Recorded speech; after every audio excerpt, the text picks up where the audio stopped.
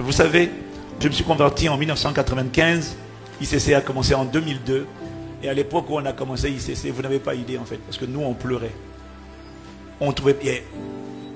En 2002, l'état de l'église n'était pas ce qu'il est aujourd'hui. En 2002, c'était compliqué. En 2002, j'avais honte d'inviter les gens à l'église. À cause de le système de pensée. C'était très religieux, très fermé, très bizarre. Dieu merci, les gens étaient sauvés. Mais ce n'était pas massif, les églises ne grandissaient pas. En 2002, quand j'ai accepté d'obéir à l'appel du Seigneur, moi qui voulais faire les affaires uniquement, et que je me suis retrouvé en Angleterre, à KICC, à cette conférence des femmes, c'est là que Dieu m'a appelé. Dieu m'a parlé clairement. J'étais à une conférence des femmes, dans une salle de 4500 places, et j'étais tout au fond.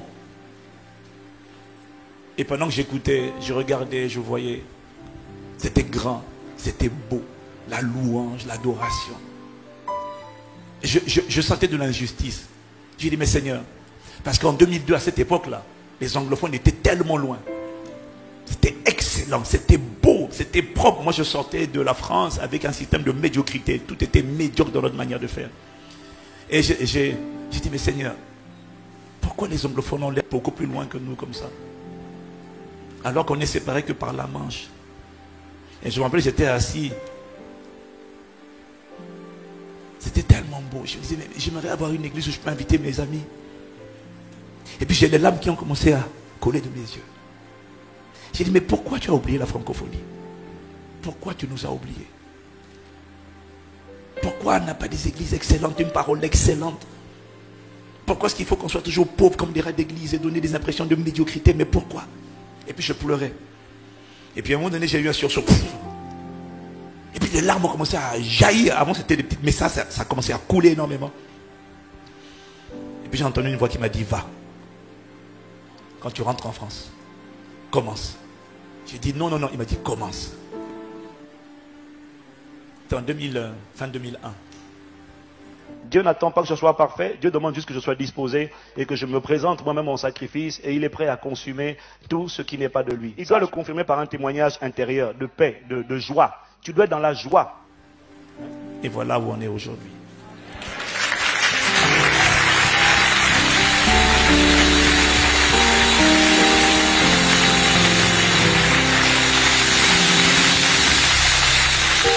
Ce que je veux dire, c'est que pour vous, c'est peut-être une évidence.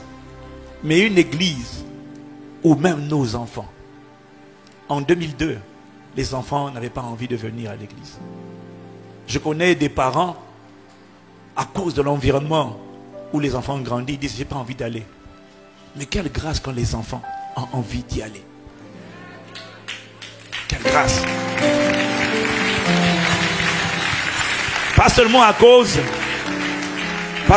du décor de l'environnement, mais à cause de ce qu'ils voient dans leurs propres parents. Des parents qui leur donnent envie par leur vie transformée, leur propre témoignage. Ce que j'essaie de vous dire, c'est simplement que beaucoup d'entre vous, vous n'appréciez pas à sa juste valeur là où vous êtes aujourd'hui, là où nous sommes. Pour nous qui avons fait ce chemin, je vous assure, c'est une bénédiction et on rend grâce à Dieu. On rend grâce à Dieu. Alors,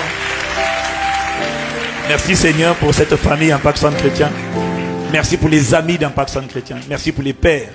Merci pour les amis d'alliance comme le pasteur Mohamed. Quelle bénédiction.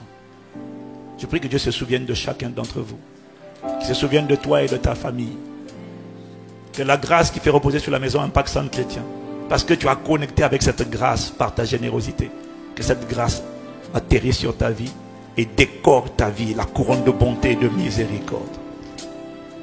Que Dieu bénisse ton engagement en faveur de l'Hôtel Royal pour achever l'Hôtel Royal.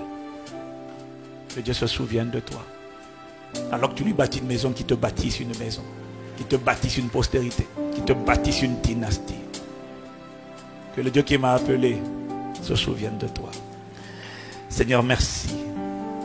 Les mots sont peu nombreux et ils ne pourraient pas suffire à décrire et à exprimer notre gratitude pour ce que tu fais d'abord de nous, en nous par nous et pour nous, pour l'avancement de ton règne.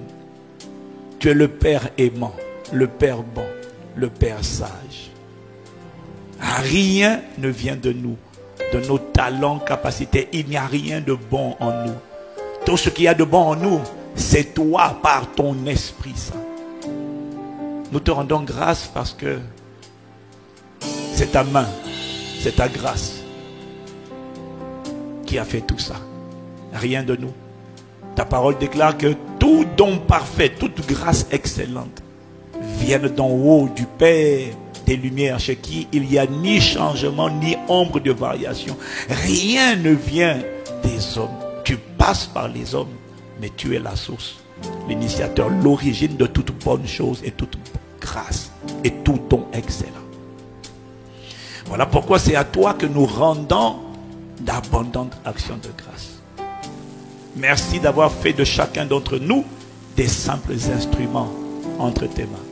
Jamais a-t-on acclamé un instrument, mais le maître d'orchestre seul est digne d'honneur, de louange et de gloire. Jésus le Christ seul est digne d'être couronné, célébré, proclamé, adoré, exalté, publié parmi les nations. Dans le nom de Jésus le Christ, nous t'avons ainsi prié. Nous prions que ta main soit sur nous. Nous prions que le dépôt soit consolidé et cimenté à l'intérieur de nous. Cette parole ne nous sera pas volée. Cette parole, Seigneur, sera faite chair. Ces vases de terre seront transformés. Des témoins sont manifestés et ils brilleront. Ils seront élevés pour éclairer les nations.